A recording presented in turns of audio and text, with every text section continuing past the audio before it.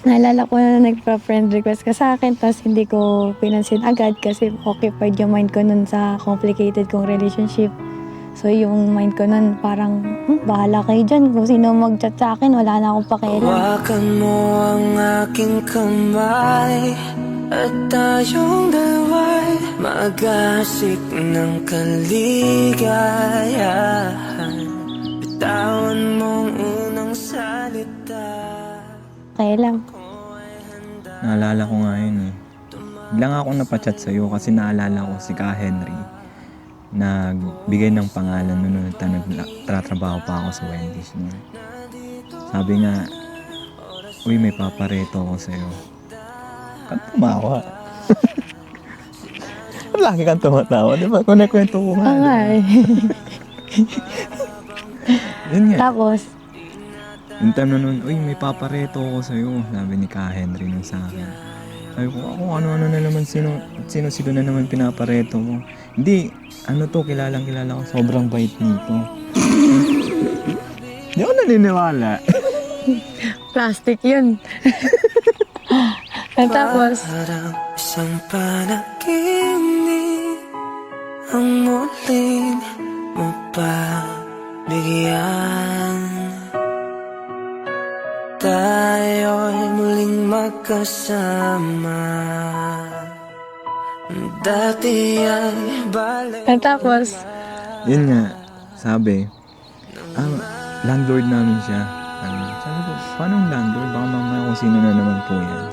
Hindi, Kyla Rivera. Yun nga yung time na sinabi niya at binanggit niya yung pangalan niya. Sinulat ko yun sa mismong issue.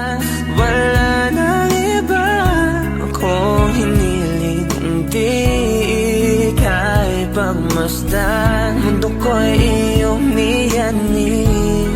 O anong ligayang ka'y sumama sa akin. Nais ko lang humindig sa saliw ng iyong tinig.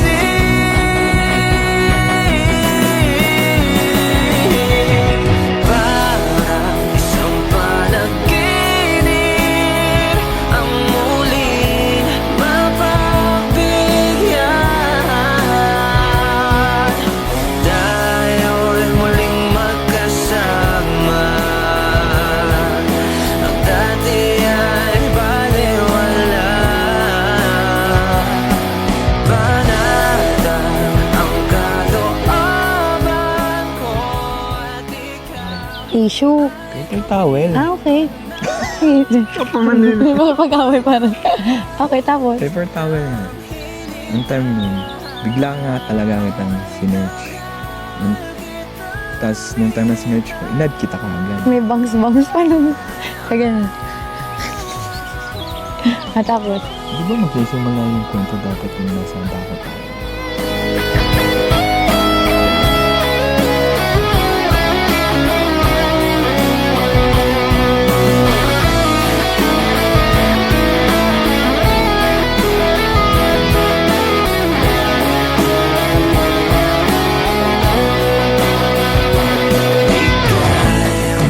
Nasa huli,